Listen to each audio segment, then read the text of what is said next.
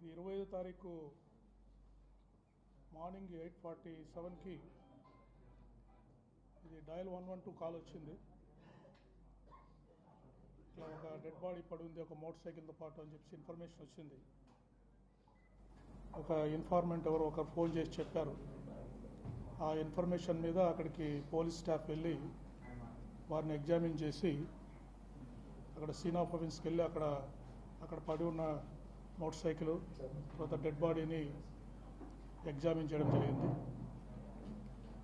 అక్కడ scene of అఫెన్స్లో దొరికిన ఆ మృతుడి సెల్ ఫోన్ ఆధారంగా ఆ ఫింగర్ ప్రింట్ ద్వారా దాన్ని ఓపెన్ చేసి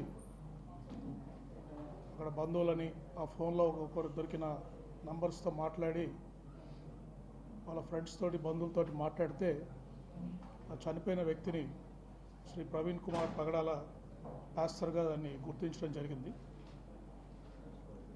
తర్వాత ఆ రోజు వారి బంధువులు ఎవరు అందుబాటులో లేకపోవడము, వారి హైదరాబాద్ వారి స్వస్థలం కావడంతో వారు సాయంత్రం ఇక్కడికి వాళ్ళ బంధువులు వచ్చిన తర్వాత ఆ రోజు కేసు రిజిస్టర్ చేసి నెక్స్ట్ డే మార్నింగ్ వారి బంధువులు ఇంకా వారి ఫ్రెండ్స్ అంతా వచ్చిన తర్వాత మనం ఇంక్వెస్ట్ ప్రొసీడింగ్స్ కండక్ట్ చేశాము.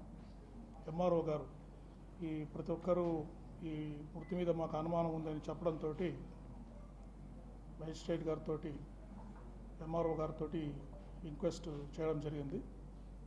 The team of doctors under videography ఇది పోస్ట్ మార్టం కూడా చేయడం జరిగింది. తర్వాత ఈ కేసు వీరి మృతి మీద వారి ఫ్రెండ్స్ కానీ ఇంకా కొంత ప్రజలకు కానీ అనుమానాలు ఉండడం వల్ల దీన్ని చాలా ఇంపార్టెంట్ కేసుగా పరిగణించి ఈస్ట్ గోదావరి ఎస్పీ గారి ఆధ్వర్యంలో ఒక స్పెషల్ ఇన్వెస్టిగేషన్ టీంని దీన్ని దర్యాప్తు చేయడానికి మనము నియమించడం జరిగింది.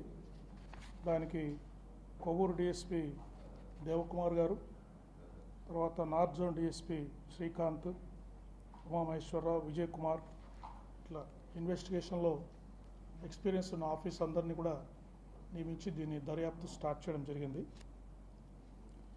అంతేకాకుండా ఈ కేసుని గౌరవ ముఖ్యమంత్రి వర్యులు డైలీ మానిటర్ చేస్తున్నారు. నిన్న కూడా ఎస్పీ ఈస్ట్ గోదావరి తోటి దాదాపు 45 నిమిషాలు వారి కేసును పూర్తిగా సమీక్షించారు. దర్యాప్తులో ప్రోగ్రెస్ ఏంటి నివేదిక తీసుకున్న తర్వాత త్వరగా వాస్తవాలు తేల్చి ప్రజలందరికీ విషయాలు తెలియజేయాలని చెప్పారు. అంతేకాకుండా మా డీజీపీ గారు ఇతర ఉన్నతాధికారులు కూడా ఈ కేసుని రెగ్యులర్గా ఫాలోఅప్ చేసి అప్పటికప్పుడు దీని మీద ఇన్స్ట్రక్షన్స్ ఇవ్వడం జరుగుతూ ఉంది. సో బేసిక్గా మాకు ప్రిలిమినరీ ఇన్వెస్టిగేషన్ వారు 24 తారీఖు హైదరాబాద్లో వారు ప్రిలిమినరీగా ఇంతవరకు వారి బంధువులు కానీ తర్వాత వారు రోడ్లో ప్రయాణం చేస్తున్నప్పుడు కొంతమందితో మాట్లాడిన వాళ్ళ ఫ్రెండ్స్ ద్వారా కానీ ఇంకా అందరితోటి మాట్లాడడం జరిగింది. సో వారు 24 తారీఖు మార్నింగ్ హైదరాబాద్ నుంచి అరౌండ్ 11 గంటలకు బయలుదేరినట్టుగా మాకు ఉంది. తర్వాత అరౌండ్ 1 o'clock అట్లా వారు Choutuppal toll gate 1 o'clock Choutuppal toll gate pass అయ్యారు. అంటే వరుసగా మనకి సీసీ కెమెరాస్ ద్వారా మనకు లభ్యమవుతూ ఉంది.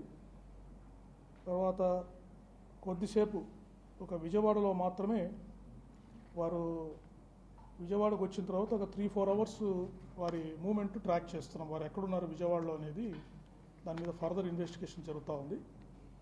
తర్వాత కొంతమూరు పెట్రోల్ బంక్ దగ్గరికి అరౌండ్ 11:30కి రీచ్ అయ్యారు. అరౌండ్ 11:42కి ఈ నయారా పెట్రోల్ బంక్ దగ్గర ఈ ఇన్సిడెంట్ జరిగింది. సో వారి మూమెంట్ అంతా కూడా బయలుదేరినప్పటి నుంచి వారు మరణించేంత వరకు పూర్తిగా ట్రాక్ చేయడం జరుగుతూ ఉంది. విజయవాడలో వారు ఎవరిని కలిశారు, 4 గంటలు ఎక్కడ ఉన్నారు అనేది మాత్రము ఇంకా పూర్తిగా టీమ్స్ అక్కడ పూర్తిగా దర్యాప్తు చేస్తున్నాయి. విజయవాడ సిటీలో ఉన్న సీసీ కెమెరాస్ని కూడా మేము పరిశీలిస్తున్నాం.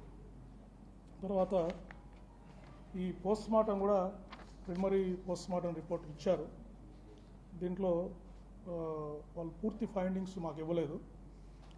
అయితే కొన్ని అబ్రేజన్ ఇంజరీస్ చేతుల మీద బాడీ మీద ఉన్నాయి, అంటే ఏదన్నా రాపుడు గాయాలు ఉన్నాయన్నారు.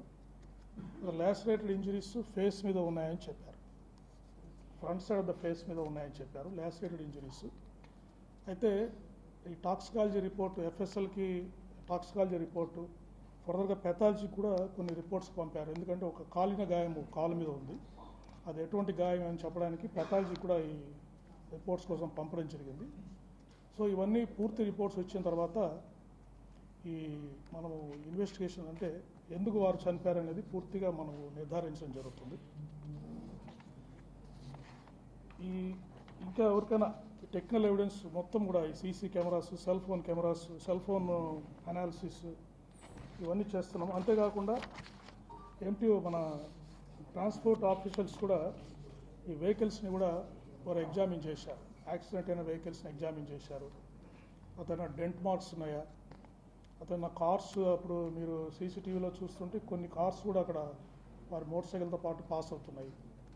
అదేదైనా కొలిజన్ అవుతే మోటార్ సైకిల్కి ఏదైనా ఒక కార్ వచ్చి గుద్దితే అక్కడ డెంట్ మార్క్స్ ఏమైనా పడ్డాయా, తర్వాత ఏదైనా పెయింట్స్ ఎక్స్చేంజ్ అయిందా, మోటార్ సైకిల్కి ఆ కారుకు మధ్యలో ఏదైనా